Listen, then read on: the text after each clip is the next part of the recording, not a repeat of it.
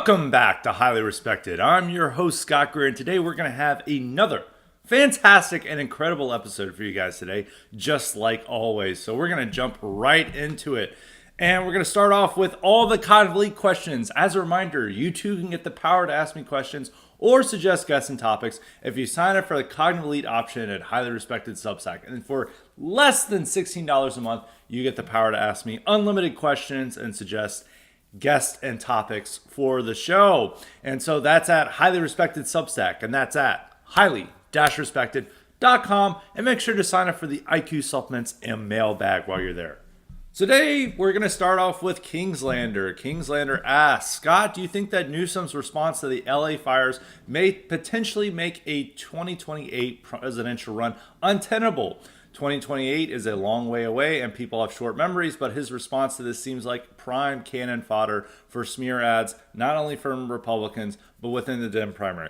You know, it is a long time till then, but it is a massive catastrophe, and it is due to the part of government that'll be there. Now, maybe he can position this to say, the fires show that we need to do something about climate change, and maybe that might be enough to convince Democrats that he did a great job during this disaster. But I don't know. I think a lot of this stuff, a lot of the comments he sent have been dismissive. He's not really shown that he cares about this issue, or he's like, I don't know what's going on.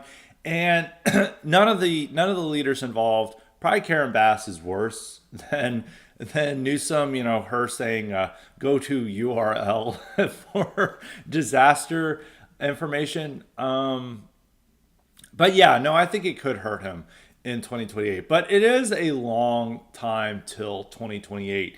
And what issues and personalities are going to be are going to rise to the forefront in there, we just don't know.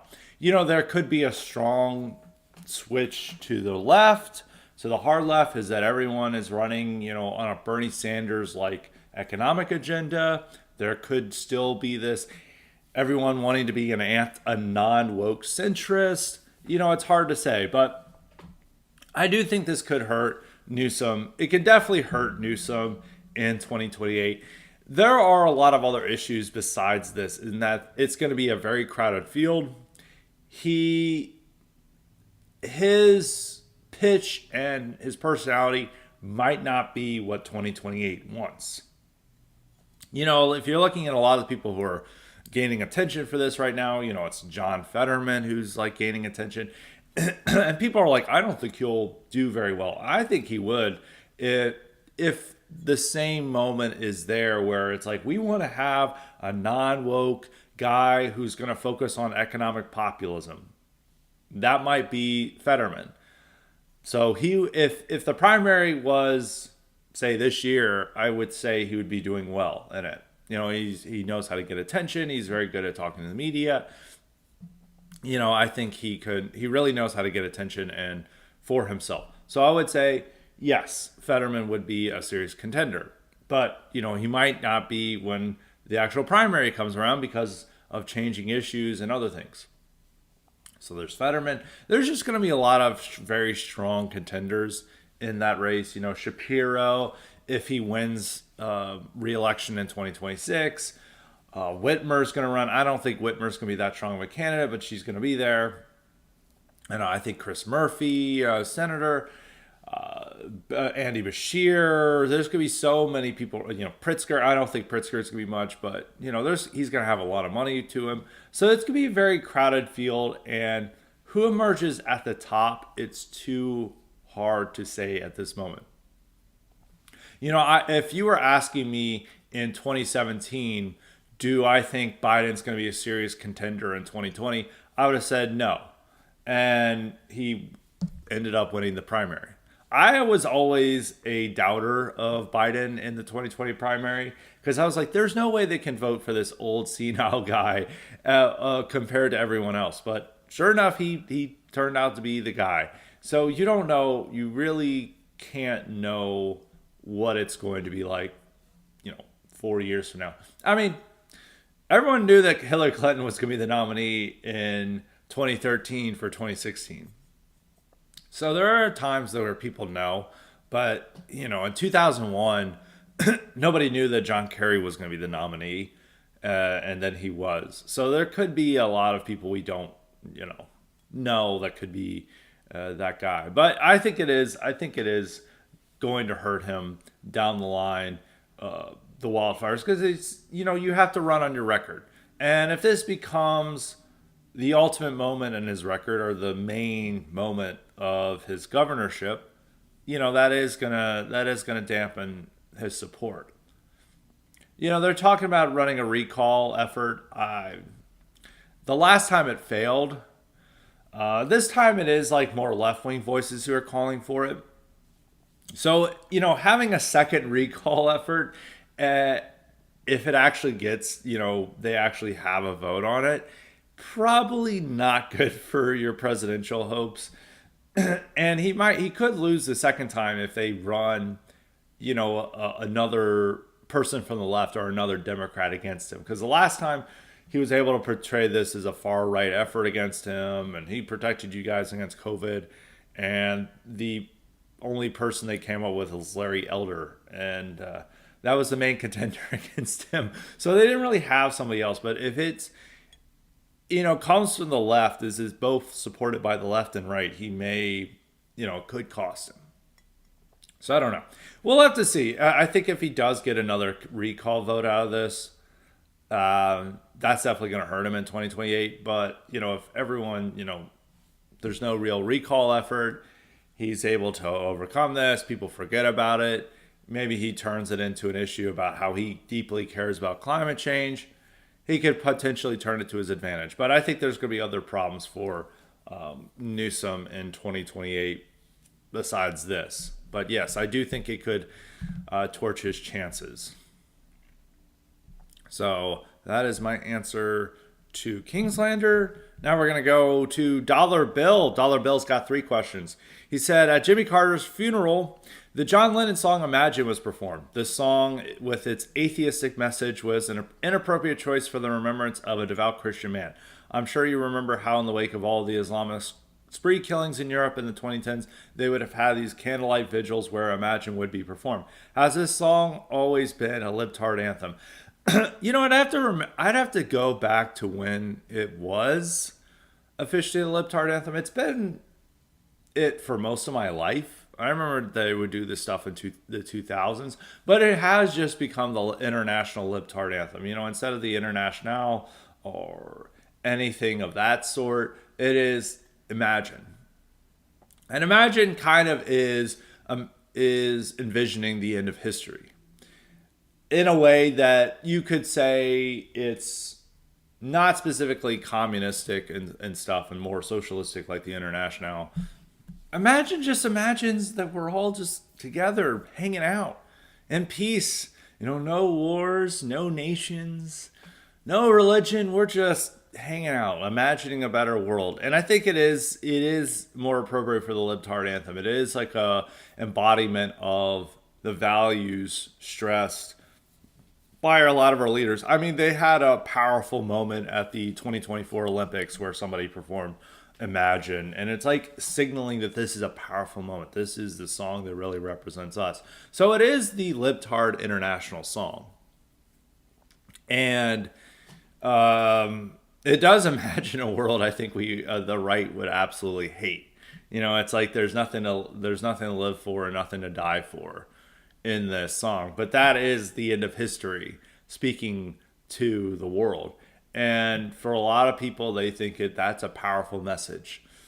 And it doesn't really spell out much of a political agenda like, some of these socialistic anthems. So it's, open to interpretation of who would like it. The only people who would not like it is the right. Center and the left would like it. I mean, even some of the center right might like it. But the right would absolutely hate it. So it's more accommodating to the rest of the world. But it is really funny that they perform it at Jimmy Carter's funeral. But it's appropriate. It's saying that Jimmy Carter stood for these ideas. He stood for libtardism, international libtardism. So we're gonna get Garth Brooks and I forget the other singer. But Garth Brooks performing it is even more appropriate because it's like, oh, Jimmy Carter was a Southerner and a real middle American, so we're gonna get a popular country singer to sing it. I mean, even though Garth Brooks has always been a libtard, it's appropriate that he was the one singing it. So I think yes, for how long it's been that way, as long as I've been alive, but I've noticed it more in the last 10 years or so. And as always, the response, but it is the response to the Islamic terrorists, is that the Islamic terrorists are literally killing for a cause. There is something to live and die for. There's something to die for them. And then us to respond is like, hey, man, there's nothing to die for, dude. Just, be Islamist in peace. Just like, dude, come on. Let's just imagine a better world. If we can, it's not hard if you try, dude. So I think it is an appropriate response to that. And it is appropriate for even Jimmy Carter. Because Jimmy Carter, it wasn't so much of a, for any of these presidential funerals, they are not meant to be specifically Christian affairs. They're meant to be public political affairs. And to have that song performed is reiterating the ideology of that Jimmy Carter and many of these other figures represent. And even though he would have definitely not agreed with the non-religious, anti-religion message, that's not important. From a political perspective, he would have agreed with that future world, the libtard paradise imagined by John Lennon. So, second question from Dollar Bill. He said, on a related question, what's your opinion of Imagine's creator John Lennon? It is surprising he has never been posthumously canceled. Lennon made anti-Semitic and homophobic comments about Beatles manager Brian Epstein and released a song called Woman is the N-word of the World. When you consider that he has also had an Asian waifu, Lennon was almost a pro for the alt-right. I would definitely not say that. I hate John Lennon, even though his son is like kind of into some of the various elements of the right, more kind of the anti-war, intellectual dark web type stuff. But I hate John Lennon. I am not a John Lennon fan. Beatles are okay, but it's also like I don't particularly want to listen to the Beatles. I'm not one of those like Beatles haters. Like there's a lot of music I hate, but I wouldn't put the Beatles in it. It's like okay, but it's like why are you? There's much better music that has been made, and not so much the stuff that you guys all called noise and would not want to listen to. But even compared to like 70s rock, I would say like Led Zeppelin is a much more enjoyable listen than the Beatles. And I don't like the cult of personality around John Lennon. I think it's diminished over time that there has been more people willing to criticize John Lennon and not like him, and they know that he was fundamentally an asshole and not a good person. I think he beat his first wife and stuff, and there's more of this coming out. I think when I was growing up, that John Lennon was the ultimate artist, and that you were all supposed to like think he was so brilliant and just so talented. He was the Beethoven of our time, which I think now that that's being changed is that people are not as devoted to the Lennon cult as they were, when I was growing up. But no, I don't like John Lennon. Not a fan of John Lennon. Creating Imagine should almost be the biggest black mark against him. I do like those shirts that celebrate John Lennon getting killed. There is some metal bands and others who are really into that stuff, because you're not so much by celebrating that, you are kind of going against their chief artist, of the chief libtard artist of John Lennon. And by that kind of iconoclasm, I always worry that, I talk about that people are too contrarian and want to destroy too many idols. But John Lennon is an idol that's worth challenging and undermining.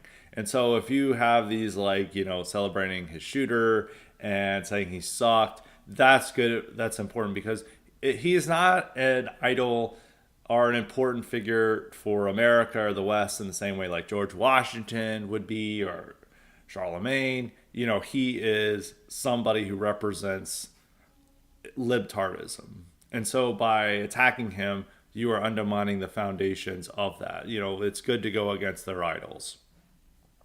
So His third question he has: are people who are still wearing COVID masks in 2025 stupid? It is especially funny when you see them wearing one while driving alone or tucked under the chin. I would compare it to someone in a primitive society centuries ago wearing a magical talisman because they believe it will protect them from evil spirits. Yeah, it depends on the context. I mean, I still think it's stupid and you shouldn't do it.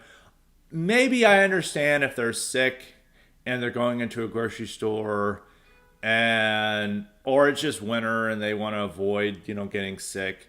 I would still not do it. I would still look down on them, but and it's winter. I would understand. And maybe even on flights. Actually, I don't understand because it's like insanely uncomfortable on flights. Like I really did not want to fly in 2021. I remember just like driving everywhere in 2021 because I absolutely did not want to fly with a mask on, being required to wear a mask. So it's I would say yes, it's stupid, but it depends on the context. If it's like middle of the summer and you're driving around with one in your car, then you're stupid. That's actually probably the most common I see a ton of Asians in their cars wearing masks. Now, some of them might be Uber drivers and stuff, but it's like that's the worst. Even an Uber driver shouldn't be wearing a mask. It doesn't matter. And they do it in like the summer when it's like, people are not spreading, colds and flus as much as they would be in the winter. So it depends on the context. I would still look down on it. I would still say it's stupid. But, if you're sick or you're afraid of getting sick and you're going to the grocery store or you're going on an airplane, I sort of understand it. But it's also signaling something that's very stupid. It's signaling you're a libtard, so I would not approve. I would definitely say it's very stupid. So that's my answer to him. And then we've got a lot of questions today, so don't worry about it. So we now have a question from Tom. I would like to ask your thoughts on the situation many of us find ourselves in, where we hold these beliefs but cannot be open about them with our loved ones. I'm not asking for personal advice, as that depends greatly on each individual's circumstances, but rather general thoughts on the situation. Well, I think you really just have to figure out how to best portray it to people and not go along with like fantasy internet extremism. Because what people want to say online, it's like, we're going to have a civil war and we're going to have a revolution, or, just full on neo-Nazi stuff. Normal people are not going to like this stuff. It doesn't matter if you're getting a ton of engagement on this shit online. People are going to be weirded out by this in real life. And if you can't express these views to your family and friends, then you don't really hold these beliefs, I think. You really... it's like a private life you have, and then a lot of people got exposed for this stuff and doxed, then apologized and had really craven responses to this. So I don't really like that. I think you really have to understand when articulating this stuff, you have to figure out like, how is this stuff going to sound to normies? And you see a lot of the conversations and dialogues on social media about this stuff, and you're like, this stuff is going to turn out to be absolutely insane to the normal person. But online, where everyone, they don't have to worry about normies, they can just live an alternative life, and, it's a real fantasy that they get into, where, as I say, it's similar to these, MMORPGs, where they play a character online, and they get to do things that they wouldn't be able to do in real life. And that's like a lot of the appeal of online extremist politics. But at the same time, like where you're not really an orc in real life like you are in the MMORPG, you're not actually this political extremist in real life. And if your family confronted you about it, then a lot of these people would apologize and you disavow their beliefs. Other times you can, if you're expressing these beliefs, you can come off as a freak to your family and friends. Like I do know like some guys online who will post like their insane ramblings to their family group chat. And I'm like, you're probably making yourself look worse in the eyes of your family. So it's really a matter of finding how to portray these beliefs and to not have a complete dissonance between what you do in real life and online. You have to figure out a middle ground to where you can express some of these ideas in a more appropriate, normie way, or things that are ways that people won't think you're insane. Now, if your whole family are liberals, like hardcore liberals, and even being a Trump supporter is going to be too much for them. So I would understand in that situation about that. But, if you have like Trump voters in your family, or just, maybe there are Trump critics, but they still voted for him or still vote for Republicans. There are ways to present your ideas to them to where you're not going to sound like a maniac or a Nazi, which, on the internet, everybody wants to be a Nazi, or some people have the desire to be a Nazi, but then in real life, this stuff is insanely unpopular and, it's going to horrify the average normie. But then people are like, oh, we got like 100,000 likes on this Hitler video, but that doesn't mean anything. It really doesn't mean much of anything, because if you go around the average person in real life, they're still going to be like, running away from that. So that's always my thing, is like, I don't think it's why you should worry about getting too much into online internet extremism, because one, it's fake. Two, it's, if you can't share these ideas with those you know and trust the most, then do you really have these ideas? So you should always keep that in mind, that, this isn't purely internet stuff. It's that we still have to remember that there are a lot of people out there who are not going to be into the same stuff that we're into in our little internet ghetto. We have to have ideas and concepts that can be appealing to normies and that they can understand. And maybe they won't agree with it, but they can still, understand where you're coming from and not think you're a nut job. Well, everything on the internet encourages you to be a nut job, from thinking the wildfires are started by space lasers, to thinking, they replaced Damar Hamlin with a clone, to, all this stuff, which, once you take this stuff outside, into the real world, everyone's going to realize it's insane. So that would be my advice on that. All right, so moving along. We'll go with Michaus first. He said, should Trump start blowing up about Danish atrocities in Greenland to justify a war over it? I don't think, there's probably like long-term Danish atrocities, but they cannot have a war over it. That's like the thing. It's like some people are like, they should invade. Like, America's not going to invade Greenland, because, the international order that America is part of is that we're not like, even though we've not always abided by this, like in Iraq and elsewhere, you're not supposed to attack a sovereign country unless there's real reasons. And claiming the Danish are having atrocities towards Greenland, it's not going to go well with our allies. It's not going to go well with anyone in the world. And we always have to imagine that when we're doing this stuff. I mean, with Iraq, we at least got some people to support it. No one would support the Denmark thing.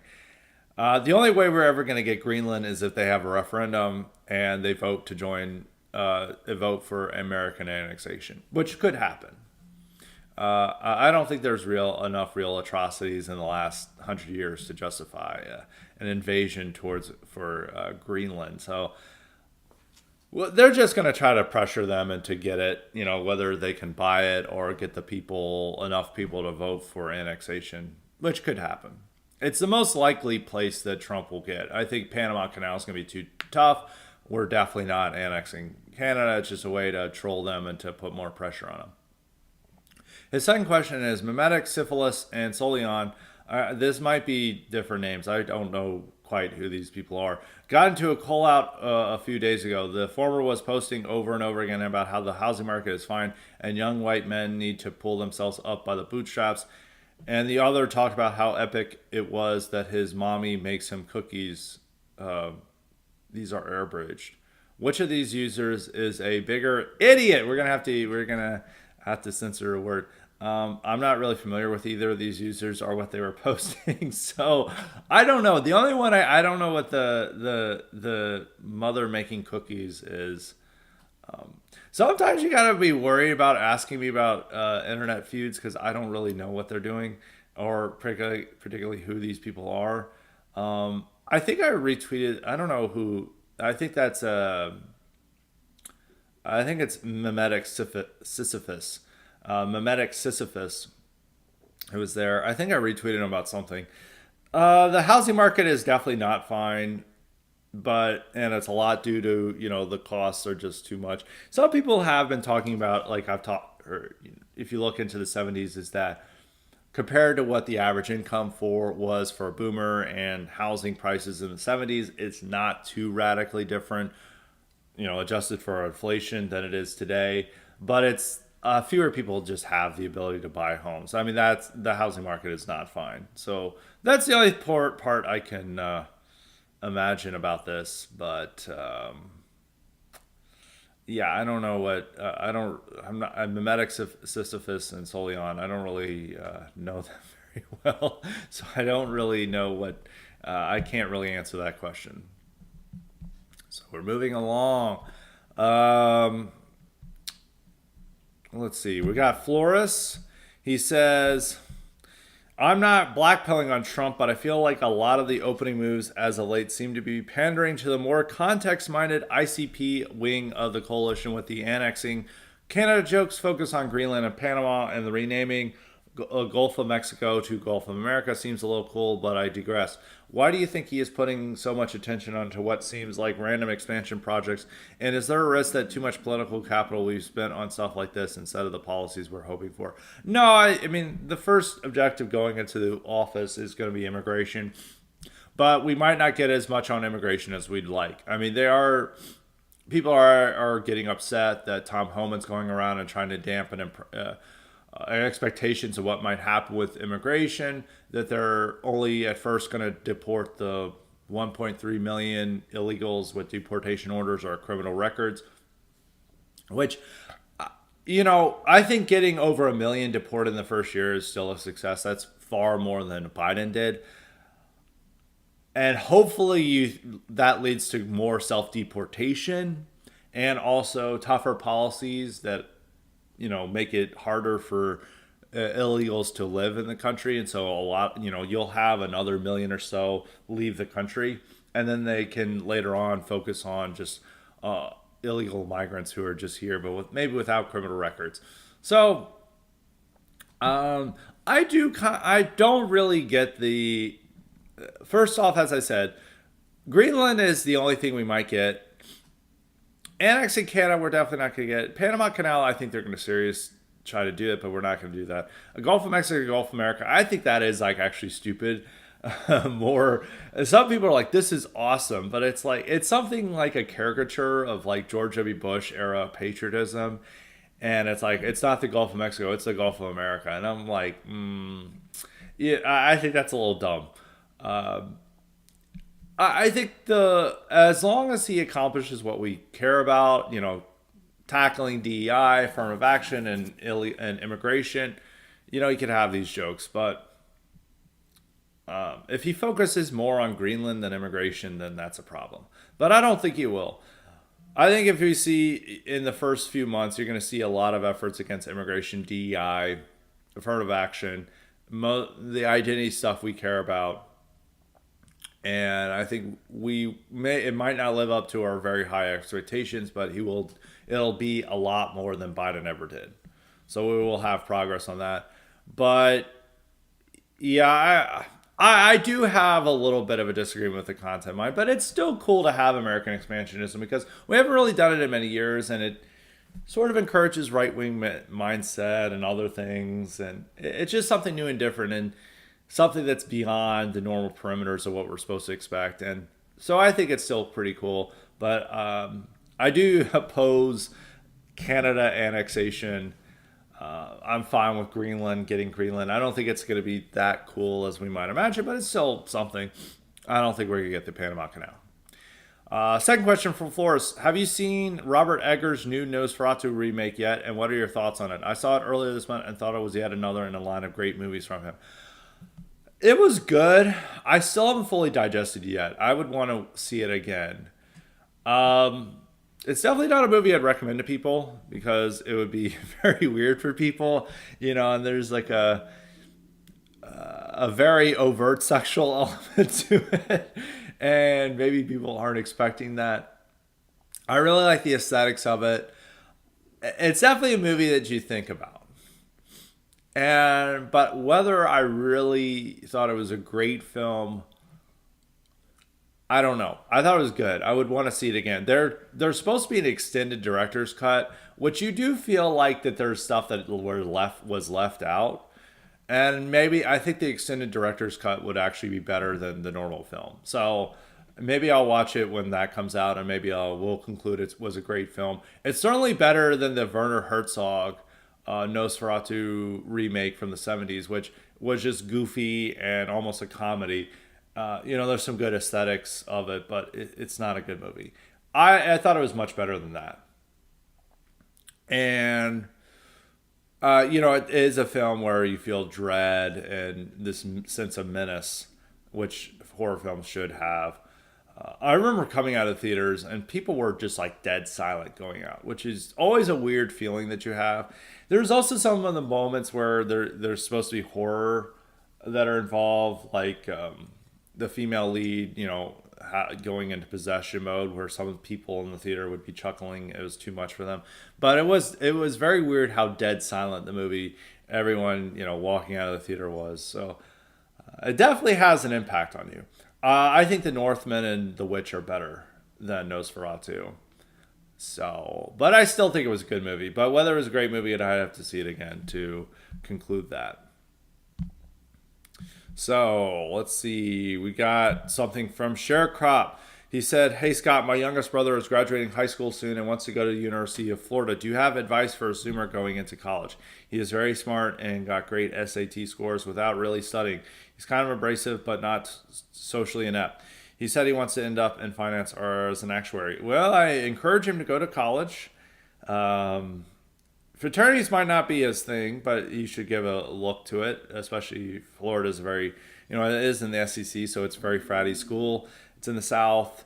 No, I don't know. I think he needs to find where his aptitude is. And so if finance is his aptitude, then he should probably go into that. But if he's wanting to go into business and that thing, then he probably should join a fraternity, because especially at a big school like Florida, you are going to get connections through that. And also when people are hiring from these areas and seeing you're in a fraternity in Florida, that does help them if you're going into business. So I don't really know him. I can't say I know him and give him full advice, but I would say that going to Florida with good grades and a great SAT score is a very smart choice. It's an affordable school. It's a state university, but it's also a good state university. So my advice is, if you can go with a scholarship and go for cheap, that's even better. I'm always a big fan of going to your flagship state university. I didn't go, which I think that was a mistake on my part, because you can go for an affordable rate. You can still, you get a better social atmosphere, I think, than a lot of the elite schools. But you also go for a lot less money, and you could still have those opportunities if you're wanting to go to a great law school, and you could still meet smart people there. You're not going to meet people at the non-flagship state schools. I can tell you from personal experience. So I think going to Florida on great grades and SAT and try to apply for scholarships is smart. And if he's wanting to go into finance or business, he should definitely consider going into a fraternity, especially at a school like Florida. That would be a really fun place to be in Greek life, because it's a big SEC state school. But it sounds like he's making smart choices rather than going into the trades with a great SAT. But it all just depends on your aptitude. So that's always my advice on that. He also said, I didn't get the rest of the question, but I asked because I myself am currently highly respected and high IQ, but was an underachiever student and did online colleges at a state school. I don't have much advice to offer him to maximize his time there. No, I would say it's way better to go to a flagship state university like University of Florida than to do an alternative path like that. So I'm fully supportive of that effort. Okay, we're moving on. We'll go to Ken. We've got a lot of questions, so don't need to worry if I haven't gotten to you yet. No need to fear. And he said, "Hey Scott, I've got 2 questions for the podcast. First off, I went back and listened to your O.J. Simpson IQ supplement, and you mentioned that blacks' ethnic loyalty to each other makes black jurors particularly unreliable when it comes to dispensing justice. So my question is, if this is true, and I believe that is, how is it that Daniel Penny got off? He also, but he kind of changed his question. I looked it up, and apparently the Betty jury was almost all white. But I'd still like to hear your thoughts on it. No, if the jury was half black, they would have had a mistrial. They would have never voted to exonerate him. I don't know if there were any black jurors on that, so I think Daniel Penny was thankful in that he didn't have any black jurors. Or he may have had like African immigrants or Jamaicans who aren't going to go full on. But if you have multiple black jurors and you're accused and you're in that type of situation, good luck, because you're gonna have a tough time getting off. But no, they'll totally do this, and this is all the time. I mean, there's a story from South Florida where this woman, I think she was Asian, she had this horrible home invasion and murder by a black man. And they were trying to get, and he was originally charged with murder, but the black jurors like, he needs manslaughter. He didn't do it. He didn't know what he was doing. He made a mistake, and it's like he did a home invasion and murdered someone. And the forewoman, came to their conclusions, and they're berating and stuff. And she's like, okay, we'll get it to a lesser charge. And then she was seeing his defense team celebrating beforehand, and then she changed her vote and it's like, I can't vote for this. I can't support this. He's definitely guilty of murder, not manslaughter. And so it was turned into a mistrial. But it was only her good conscience that made her change her mind. But when she was deliberating with the jury, like the three black women, I think it was three black women or so, convinced her that he just made a mistake. He good boy. And so they went along with that.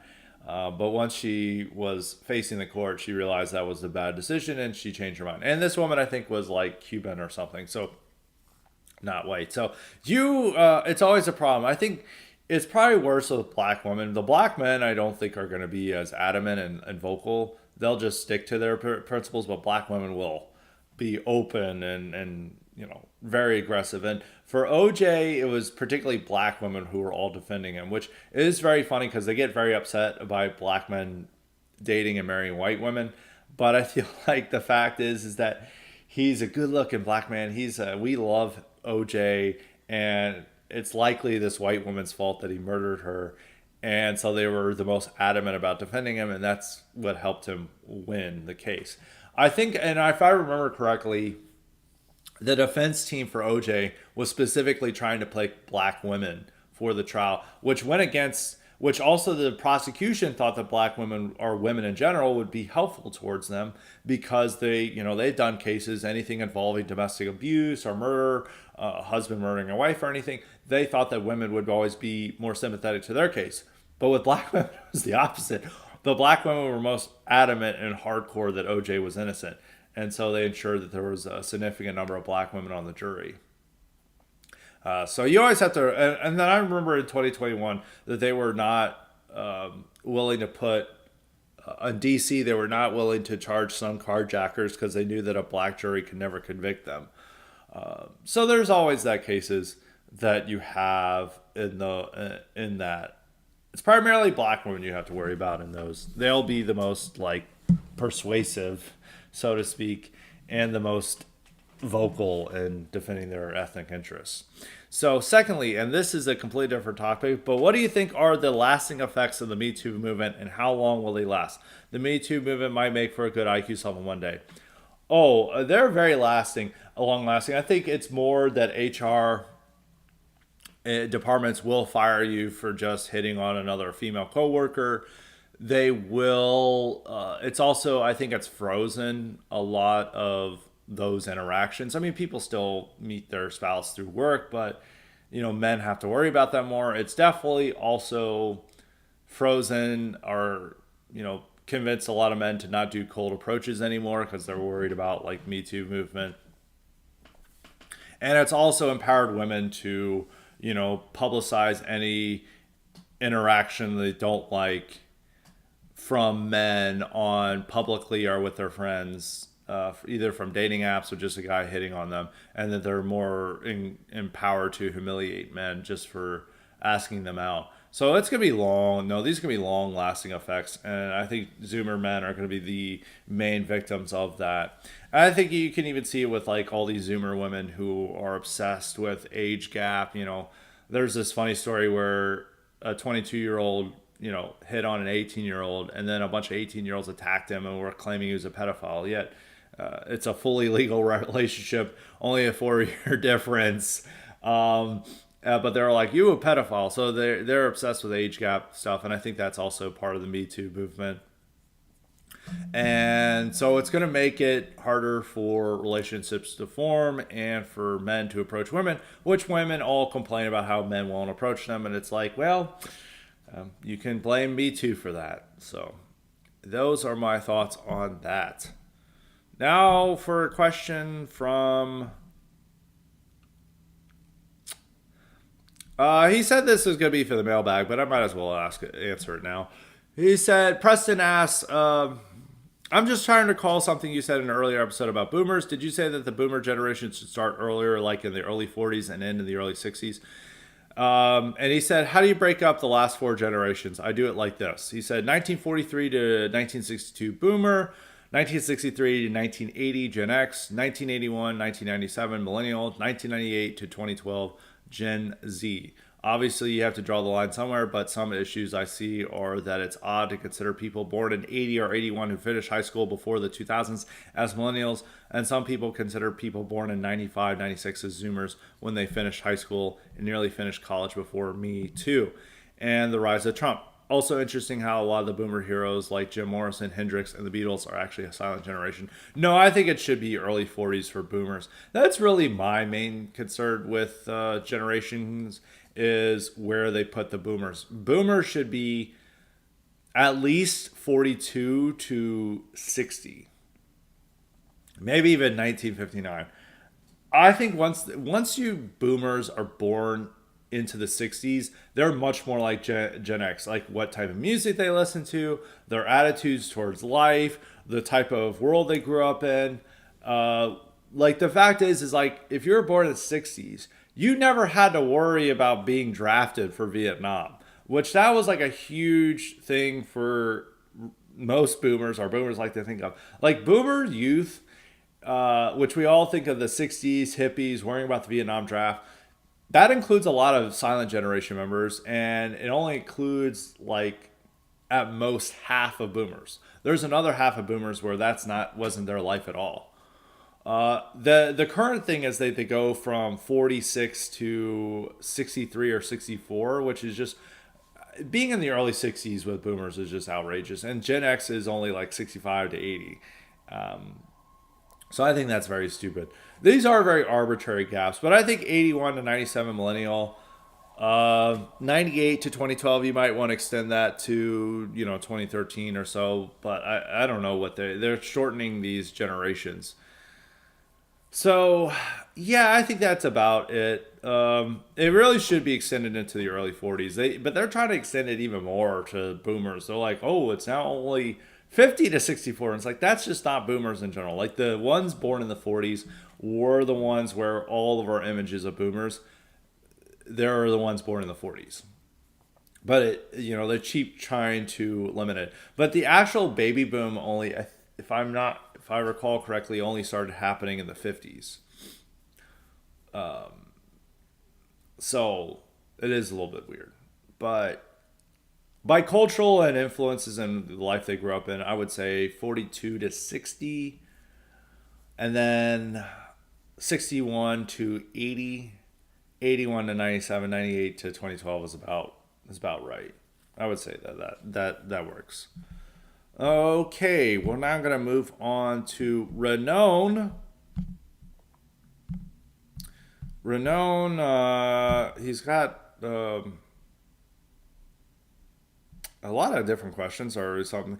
He said, were you the one who said that Dune is not that impressive a literature and that it fails in the young adult fiction classification when it comes to its qualities, themes, or did I mix you up with someone else? No, that was me. I said it does seem like young adult fiction. And if you read it with the dialogue and the characterization, it is like Animorphs. I kind of understand like people like it for the world building and maybe some of the themes, but reading as an adult, you're like, this is more for children. But I mean, it's more violent and graphic than most young adult fiction. But when you read the dialogue and you look at the characters, it's very much young adult fiction. I'm not that anti Dune, but compared to a lot of other popular sci-fi and fantasy, it's inferior. This is a very unpopular take, but A Song of Ice and Fire is way better than Dune. It's way more for adults, as you would. Are you well read? Yes, I am very well read. But and he asked, can you list what you think are the 5 best novels of all time? But I really can't because I primarily read nonfiction. I've been trying to read more novels and literature, but I read nonfiction because it's for work. It influences my writing and my podcasts, and there's just so many nonfiction I got to read. So, and doing IQ supplements on it. So I primarily read nonfiction. I do need to read more novels and literature. I'm not one of those people who's like anti-novels or anti-fiction. It's just more that I haven't gotten around to reading more of them. So I cannot answer that question. It said, another question for your podcast. Can you please comment? Renown wants me to comment on Renown. Renown is... people actually got mad when I started saying Renown. It's Renown. Renown says, can you please comment on this Hanania's tweet? He is obsessed with me talking about Hanania, but that's okay. He said, a lot of the leaders of the movement are elitist, secular, believe in Gen X. They're hold on. Let's see. I think it's a talk about the Jared Taylor thing. I'm going to read just the Jared Taylor.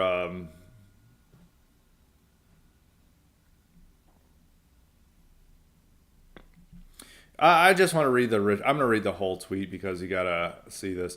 By asking Jared Taylor about West Virginia, I open up a schism among white nationalists. Jared is apologizing to them like he's a professor who said the wrong thing about black students on campus.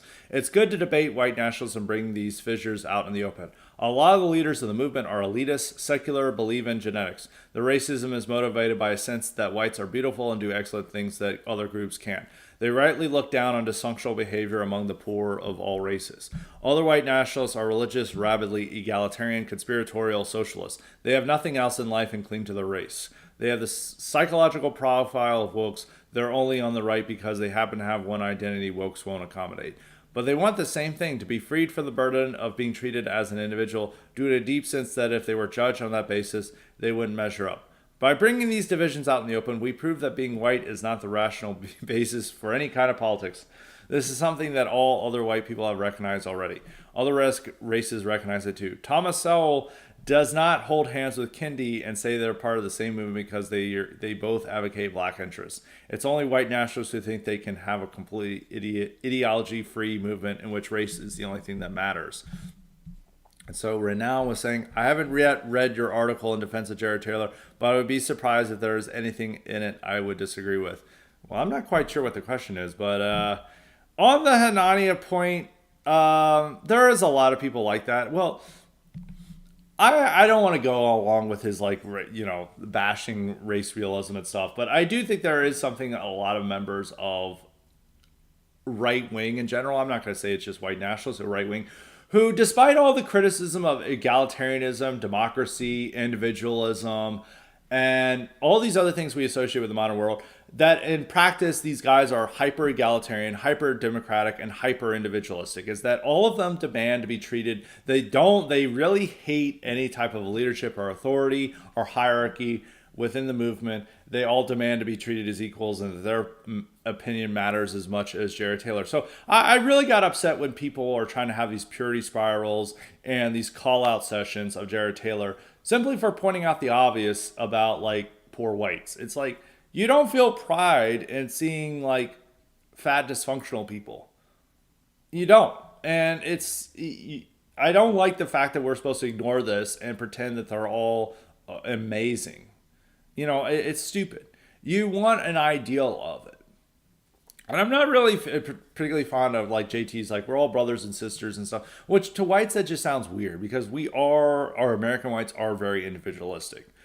It's better to stress an ideal of whiteness as what you're striving for and to preserve that rather than white Americans as themselves, because I think if we look at white Americans, we are come away disappointed.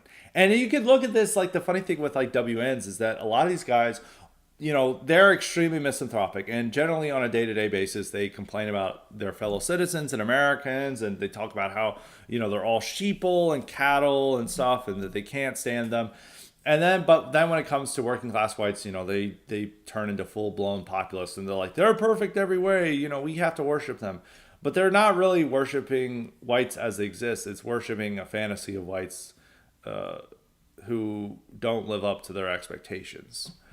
And so I would say that like those are points that Hanania, I don't want to say because people really hate Hanania. My audience, there's so many people like stop defending Hanania. It's like I've been critical of Hanania, and Hanania's gone on like a off the deep end lately, so I haven't been really wanting to defend it. But there is like a point there where it's not so much WNs, it's like a lot of members of the right are very hyper democratic, hyper egalitarian, hyper individualistic, and this prevents any type of serious movement to come to place. And it's also the fact that they're all trying to there's a lot of bad faith actors who are using this event to push for Jared Taylor to be cast out as a leader, is that we need new leadership. And a lot of the guys who are like, we're more on the side of American people are just like open Nazis. And I was like, these poor whites are going to be horrified by you and try to fight you if you ever try to present this stuff. And it's also the funny stuff about this populism is that like the ideas a lot of these right wingers have who are, even though they'll worship West Virginians and stuff, they're more out of touch with West Virginians and average Americans than anyone else. But yet they still demand that there has to be this populist element and that they represent the true will of the people, when the true will of the people is something completely different. And so they're alienated from regular Americans. Yet, and they'll admit this about the middle class because they'll be openly anti-middle class, anti-suburbs, like they really are anti some of the best like whites. They'll always imagine that the people living in cities are bugmen who are they're misshapen and ugly, while meanwhile the rural areas are full of beautiful chads and women and beautiful women and stuff. And that's just not the case. It's like complete opposite. I remember a memory is like I just come from a rural part of Virginia, and I was like went to a Walmart and I was like, whoa, this is rough. And then I went into the next day and I was driving, it was like a spring day at 5 p.m. in DC.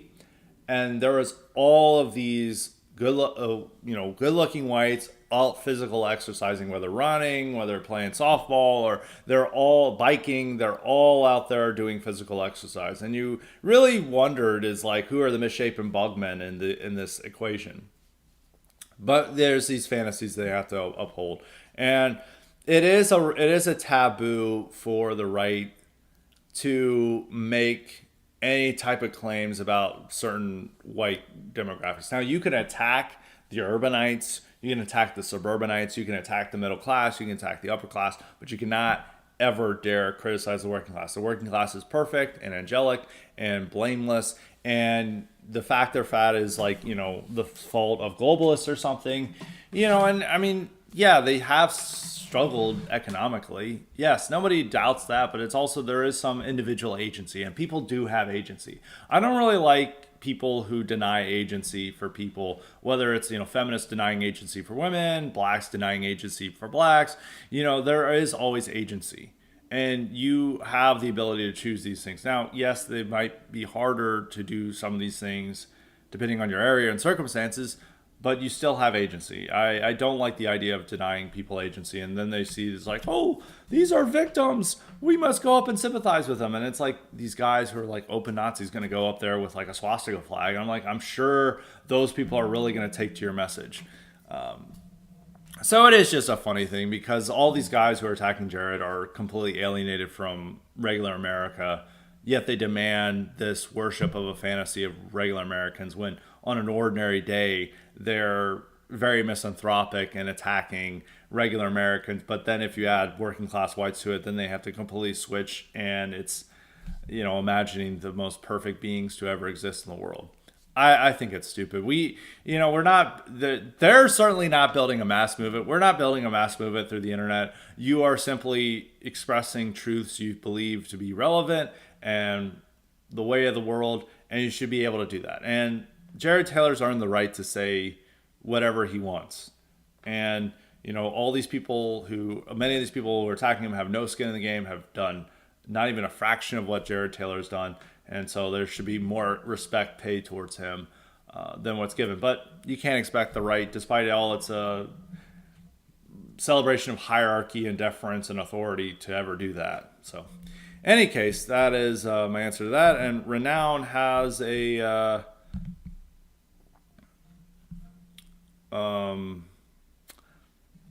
it's not what I think Renown needs to work on making these questions. He brought up a Mystery Grove tweet which was in response to Steve Bannon giving this quote. Steve Bannon over the weekend said, Peter Thiel, David Sachs, Elon Musk are all white South Africans, Bannon observed. He should go back to South Africa, it means Elon. Why do we have South Africans, the most racist people on earth, white South Africans, we have them making any comments at all on what goes on in the United States? And then Mr. Greer said, I cannot think of a worse way to make this argument. And that is true. I would have to agree with that. He said, Renown was saying, one of my first questions to you was where I quoted Matt Lewis complaining about foreign-born weird influencers that took over the conservative movement. Yeah, it's always like a dumb argument. I mean, it depends. Sometimes the only thing I have with an issue with that is that some of these guys who are foreign-born, they don't truly understand America, and they're more inclined to believe fantasies about America or ideals. I noticed this with some of the influencers, that they don't really understand America, and they've only seen like little parts of it, so they take their own interpretations from that, or they read 19 books about 19th century America, and then they think that America is still like that.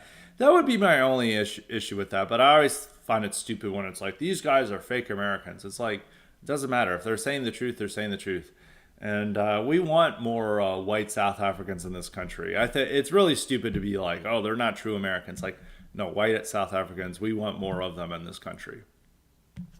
So, moving on to Stealth Bomber. Stealth Bomber asks, with the NFL playoffs upon us, have you considered adding back the NFL to the Greer Head Pledge? I personally saw a lot of improvement in my life after I stopped watching it, and this is probably true for many other right-wingers as well. This would have the added benefit of discouraging sports betting. If you're not watching the games, naturally you're much less likely to bet on them. It could also just replace the tenet about Marvel movies, since even normies are not struggling with that one anymore. No, we are not restoring the NFL to the Greer Head Pledge. People all think it's still in there. It is really annoying when I have these people, it's like, I'm going to watch football, and it's like even college football, and they're like, that's against the pledge. It's like, the NFL has been taken out of the pledge for a year and a half. Okay? We're allowing it in. I think it's like this is both a double-edged sword. It's like you sort of have to be aware of sports to interact with normie Americans. And that's just the way things are.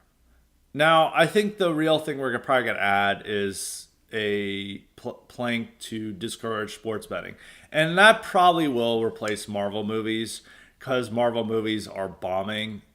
So we're going to see, maybe if there's one more successful Marvel movie, we might return that to the pledge. But, or we might have a 5-plank pledge. But it probably will be about sports betting apps to not use those. But you can still watch sports without doing sports betting or follow along. And you sort of have to interact with other Americans, for better or for worse. So, still got more questions, so don't worry if we haven't gotten to you yet. We've now got Jersey Guy. He says, can you talk about the evolution of Washington, D.C. as a city over the last 30 years and its increase in importance in the American cultural sphere? As an older millennial, I don't recall much cultural importance of Washington, D.C. in terms of its portrayal on TV shows, movies, etc. In the 1980s and 90s, Chicago was still probably a more important city. However, this has completely changed. In addition, can you discuss how Washington, D.C. has gotten wider, while Northern Virginia and Maryland, outside of Bethesda and Chevy Chase, has gotten way more diverse? I think the cultural and racial dynamics of the region are very interesting and want to hear what you've seen firsthand. It's become more important because it's now a destination city for top college graduates. It's one of those it's one of the major metros where that is top college graduates want to go to. It's not quite New York, it's not quite LA, and it's not quite the Bay Area. That's something different. But there's like a handful of top metro areas that attracts the top cognitive talent in the country, and Washington D.C. is one of them. I think it's maybe even more important than possibly Chicago now, because Chicago has been losing a lot of its population, and due to a lot of its terrible government policies. Some of it's due to crime. I mean, Washington D.C. still is, the crime is increasing there, but it's definitely more important. And I think that they've had a lot more shows and movies based in DC, because now there's a lot of well-off young people who are the nation's top talent who are going there, so they want to highlight it more. It's the same with Nashville, which wouldn't have been a top metro when I was growing up there, but now it is, and so there's now more focus on Nashville. So it is an interesting city. It's a lot nicer than it was 30 years ago or even 20 years ago. And it's a lot of construction, a lot of new buildings and other things, especially in the surrounding areas. But it's the crime is coming back. And DC itself, a lot of people have tried to move out of DC, a lot more into Virginia. But it is a much wider city, because the only people who are going to live there is like whites and blacks.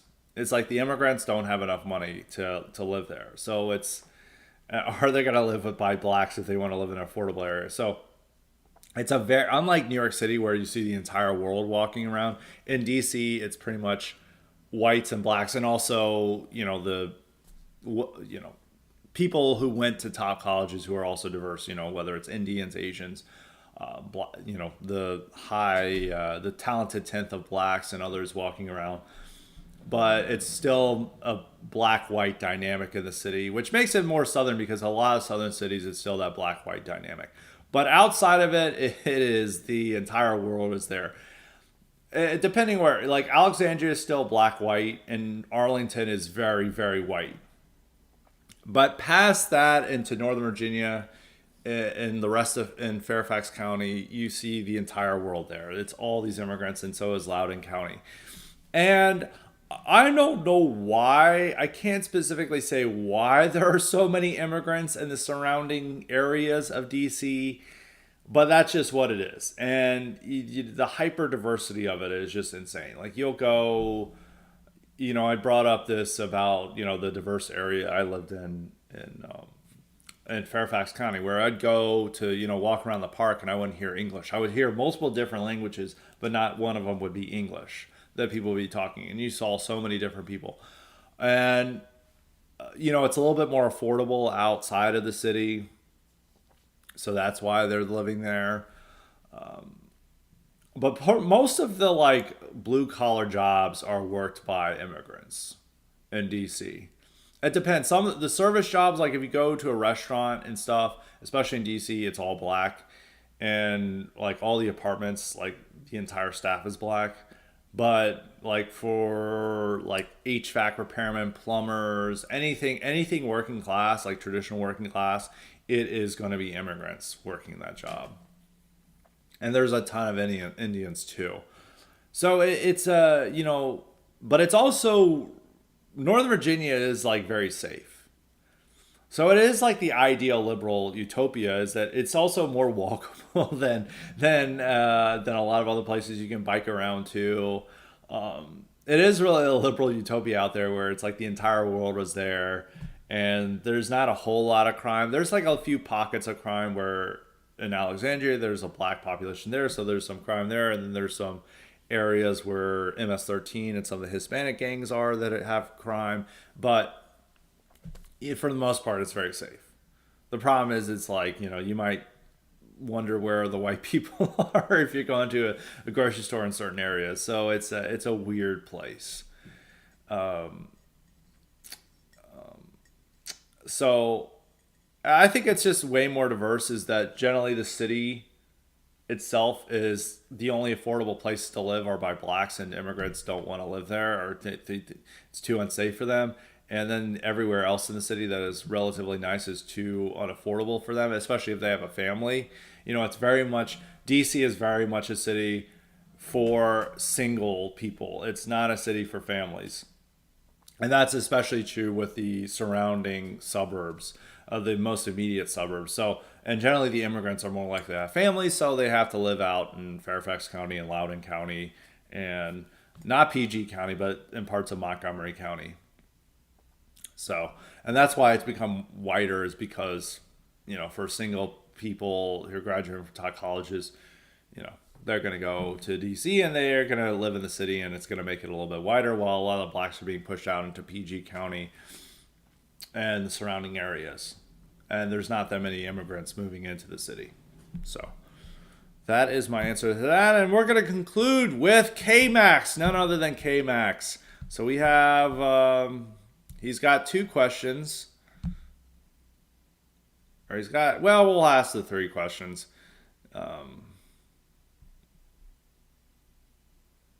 We'll go ahead. I try to keep it two for the regular episode, but I'm not doing a highly respected next week, so we're doing the mailbag Friday. So there might be a lot of questions for Friday depending on the circumstances. So I'm going to knock all the questions we have out now. So he's got, Scott, in discussing Baltimore's Mayor Brandon Scott and his incompetence and corruption, I am reminded of Marion Barry, caught on tape doing cocaine with a hooker, or I think he's smoking crack. The bitch set me up. Then Barry went on to win the D.C. mayoral race in 1994, 2 years after being released from prison. Scott, my question is, do magical people, majority cities like Baltimore and D.C. simply not care about corruption, or do they just not have many quality candidates to choose from? Could Scott Greer see another Barry type moment emerging from future magical mayors and governors in America of the future? Oh yeah, this happens all the time. Yeah, this happens all the time. There's a counselor who has claimed that people control the weather and other things in D.C., and he was arrested for corruption. He was arrested in a fancy bathrobe and stuff. So there's funny stuff about like that. This always happens. It's that's just how these cities work. Corruption is just baked into the cake for how these politicians operate, and they're all just going to operate like that. They don't have the typical ethics, WASP ethics. They follow their own means, and, corruption is part of the package. So that's just what it's always going to be like. Yeah, and there's always going to be Marion Barrys. And he just says, there's going to be tons of magical mayors into the future. And generally it's same with a lot of the Detroit mayors have always been arrested for corruption. A lot of Baltimore mayors have always been arrested for corruption. Jackson mayors, Memphis mayors, all these areas have tons of political leaders with wild levels of corruption, especially in Atlanta. They are just always going to operate that way. It's maybe not going to be as amusing as Marion Barry, but they're still going to be doing that similar type of stuff. So he had more comments about Marion Barry, but we're just going to go to his questions.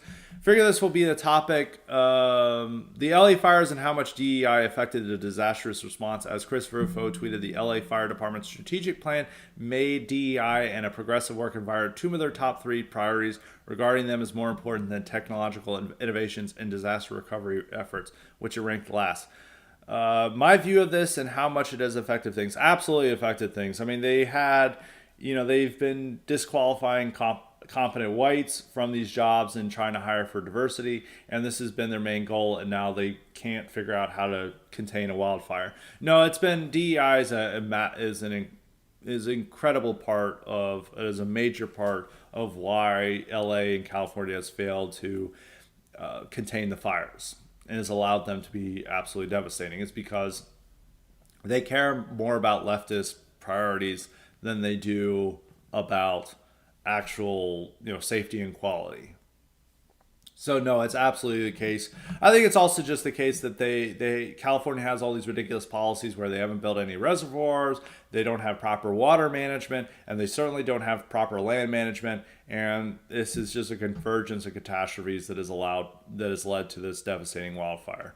And they don't have competent people to oversee this and to ensure that it's there. So no, I agree with Rufo that DEI played a major role in this. I should have probably answered this at the beginning of the episode. I was trying to get more LA fire questions at the beginning, but I did not see this. But yes, no, I would. It's definitely affected these things. And so his final question, which was a quick one, keeping two for highly respected. He said this might be for mailbag, but I'll just give it right now. Scott's your prediction for the college football championship: Notre Dame versus Ohio State. Who does Scott want to win, and who does Scott think will win? These are two different things sometimes. I really don't like the Midwest combination, but my family was Catholic growing up. I was Catholic, so we always liked Notre Dame. Every Catholic throughout this country liked Notre Dame. So, and Ohio State, I have no reason to root for Ohio State. And it would be nice for Notre Dame to win a national title. Even though Notre Dame, I don't think should, because their one loss was to Northern Illinois at home, and that should have just disqualified them from ever competing for the national title. But they've been playing really well. I don't know. Ohio State's on a hot streak, and the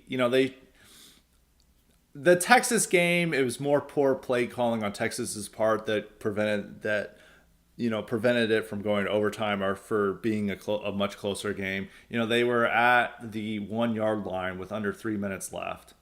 And then they just had horrible plays calling. And then, Ohio State was able to get a turnover and they ran it back for a touchdown, and that ended the game. So, I would say, but Ohio State was very dominant in their previous two games. So was Notre Dame was also pretty dominant in its games that it played. So, except for Penn State, I'm gonna say I'm rooting for Notre Dame over Ohio State, but I think Ohio State will win. Ohio State's playing much better. They were both in terms of not in the playoffs. They were the teams that were playing the best the whole time. Notre Dame won decisively in two of its games. So did Ohio State, and they were just playing the best in the playoffs. So these are the two best teams for the playoffs. I think in both years Georgia was the best team, both this year and last year. But through a few errors, they were not able to compete for the national title. Last year, they simply had an off game and lost to Alabama in the SEC championship game. But then they crushed Florida State in their bowl game. They were clearly the better team than Alabama. They just had an off game. But they should have been in the national title. And I think they would have been able to beat Michigan. It would have been a very good game, but I think they were the best team. And this year, they were the best team as well, but their quarterback was injured, so they lost to Notre Dame. And I'm not really like a huge Georgia fan. I just think that is an objective standard. But yeah, no, I would say Notre Dame. I'm rooting for Notre Dame. Might be unpopular for some people to claim. I know there's a lot of Notre Dame haters, which I never met Notre Dame haters growing up in the South. I mean, everyone was just SEC, UT, and whatever in Alabama. But there weren't real Notre Dame haters. But now I know a lot of Notre Dame haters.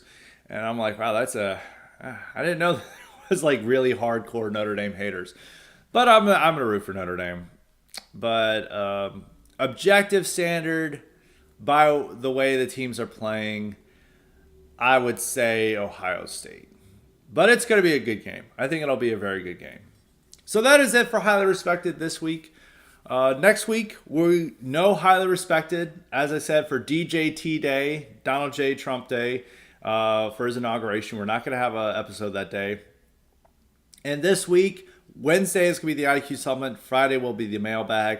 But besides that, normal schedule otherwise. So be on the lookout for that. So if you have questions you really want asked or answered, make sure to submit them by Friday morning and I will be able to get to them. So That is it for Highly Respected this week.